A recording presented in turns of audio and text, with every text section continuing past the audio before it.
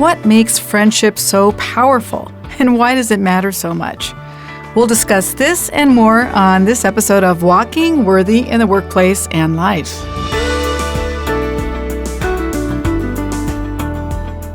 Well, welcome to Walking Worthy. This is a ministry of the Christian working woman, and I'm Julie Busteed, and today I'm joined by my co-worker and friend, Sherri Arndt. Hi, Sherri. Hi, Julie. I'm so glad to be here, and especially glad that we're talking about friendship today. Me too. Friends really are truly one of God's good gifts to us. You know, in fact, in Ecclesiastes 4, we read, "Two are better than one. If either of them falls down, one can help the other up." And that's such a beautiful picture of friendship, someone helping you up when you fall. It really is. And yet so many people feel isolated today. Even though we're more connected digitally than ever, it's easy to become so self-contained. It really, really is. And so we can work from home, we can order our groceries online, we can stream our church services. And, you know, suddenly we realize we haven't had a meaningful conversation in days with an actual person, right? Mm-hmm. But that's not how we were created. We weren't created for isolation. We were made for community. So then how do we make friends? So, Sherri, you've recently moved to a new state, and you're really living this out right now. Mm-hmm. What are some of the ways you've reached out to get to know others and make some friends? You know, when we first moved, church was very foundational for us. That was the first place we got plugged in, just that common bond of faith and getting to serve with other people. That was a great way to really get connected and get to know people. But then our neighbors, you know, we reached out to our neighbors. We did several, trading treats and meals with each other. And there's been a couple neighborhood gatherings of fireworks shows and those kinds of things that we've done together to get to know them. So that's been, a good connection as well.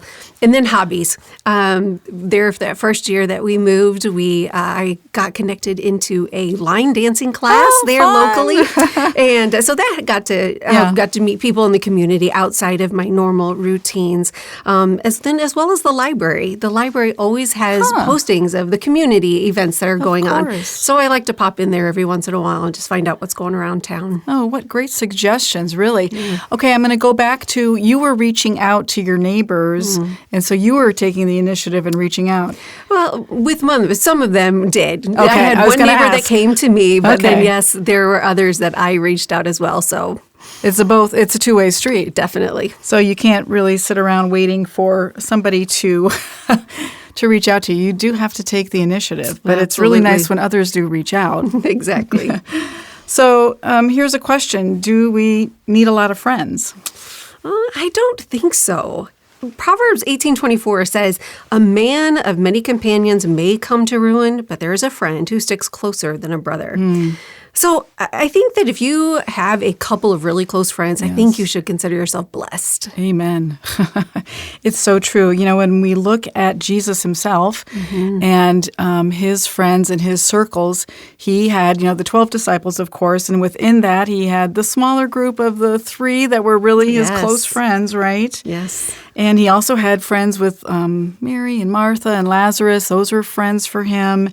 And so there's a difference between friends, deep friendships, and acquaintances. Definitely. I know several women who are busy, but very lonely. Oh, wow. They are just connected in so many different environments and connected with women, but they don't have any those deep friendships. Wow, that is tough. And then there's the other way around also, too, where they're isolated and they don't have friends as well. They don't ever get out of the house, right? They don't get themselves out. So keeping friends just doesn't happen. It has to be intentional. So how do we keep these friendships? Whew, that's a tough one. No, it's not that tough, really. But it's I've had, in this season of life, I've had myself a lot of friends that have moved away for various reasons. And so that's been a shift for me.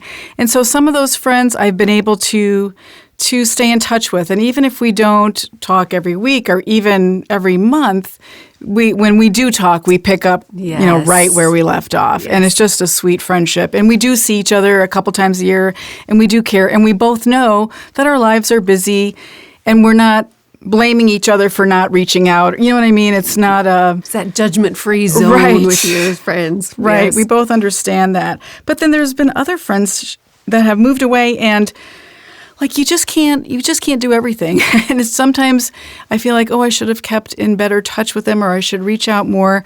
And you don't always have the time. And I also realized, they haven't reached out to me, and there's no judgment there either, but because their life is busy. And so it's just it was a friendship for a season, and it was a sweet season. But sometimes, that's just what it was. It was. So I hear you saying a lot. It requires a lot of grace with one another as life just takes over sometimes, and we just have to have patience and grace with each other and just connect when we're able to. Right. Yeah. And there are so many different ways we can connect now, right? So even with my friends that are far away, there's of course texting, and there's FaceTime or video conferencing, and the phone, of course. But so technology in that way is helpful to stay in touch that way. But sometimes, it's a challenge. It is. And I think another way that we can keep our friendships going is don't run away in those difficult times when life really gets hard. Like you were saying, you just need to check in every once in a while and stand with them through the trials and the difficulties. And I think that's where your relationships really get deep, right? When you can stand with each other through those challenging times. Yeah. That's so true. Even if you're going through challenging times, sometimes you don't have the energy to reach out and to stay connected, and you're dependent on your friends to walk alongside you. And then when you see it with your friends, to walk alongside them and have grace towards them. Yes. So we've talked about that friendships can shift, right? And so, how do we really navigate that letting go? Yeah, sometimes, life just gets busy, right? And it takes us in a different path or a different direction. There are other matters that require much more of our attention. And again, I think it's that grace that we need to have with one another to be able to give that space for that season for our friends, and be able to come back in when they're ready for it. Right. I'm thinking of one friendship that it was so sweet to me years ago, and then because of family obligations, she moved away, but now she's moved back, and we've been able to reconnect, and so it's a sweet thing that we're able to do that. So yes, you just never know. That's for sure. Yeah. Sure. But then we also have those toxic people in our life, right? Those toxic friendships that tend to be people who demand a lot of us or, are just not healthy for us to have. Right. They're always taking, right? Yes. Yes. Or judgmental or whatever that toxic situation can be. And so we do need to have the ability to set healthy boundaries. Definitely. And letting those not feel like we have to be what you said, friends for everybody, right? Don't feel guilty about it. Right. Yeah. Definitely, if it's not healthy for you and it's being harmful, that's not a friendship. Exactly. Exactly. Yeah. So not every friendship really is meant to last forever. And so we can release someone with grace and praying for them without bitterness. So then let's, look inwards here. And how can we be a good friend to others? Well, a definition of a friend is just someone who knows you and who has a common bond with you. And I think some of our deepest friendships needs to be centered on Christ. Of course. Right? Yeah. Because that is our common bond. We can keep one another accountable to walking in biblically before God and being honest and repenting. But those deeper friendships really are centered around Christ. And so I think being a good friend, that needs to be our first step. Definitely. We, like you said, we can encourage and speak the truth in love and all of those things. And when we're not expected to have all the answers for everything. Right. And it's okay to not have, although I think we feel like we want to help. And sometimes I've had this happen in a friendship where I thought I knew, the right way that this person should go. And now years later, I'm like, I'm not sure that was good advice. Lord, help me. Oh, yes. Help me not to, just to be really sensitive to that, just to be there and to listen is the most important thing. Yes. And then if you have been through something similar, I mean, what a blessing it is to be able to have a friend like that can help you walk through a difficult season. Yeah, and definitely and point you towards God's character and His Word for those truth, for that foundation that you can stand on through those seasons. Yeah.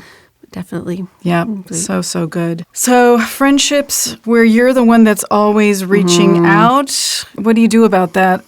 How long do you... Yeah, and maybe it's a chronic thing. Do you know what I mean? Yes. They're not in this season, or they're chronically in a season of hardship. You still need to put boundaries around that, don't you? Yeah, I think that's a place where you really need to go to prayer and ask the Lord. Are you in this person's life for a reason, and to help them and encourage them through this?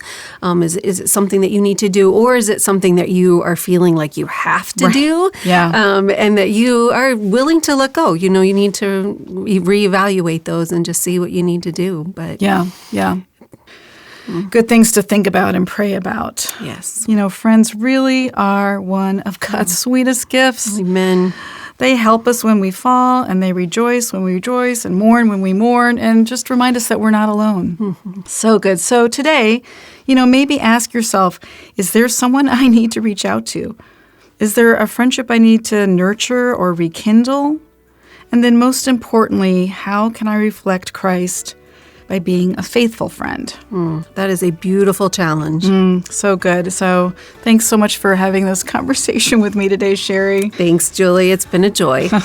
And thank you for listening to Walking Worthy in the Workplace and Life. And if this episode has encouraged you, consider sharing it with a friend. Maybe even the one you're thinking about reaching out to today. So until next time, let's continue to walk worthy together.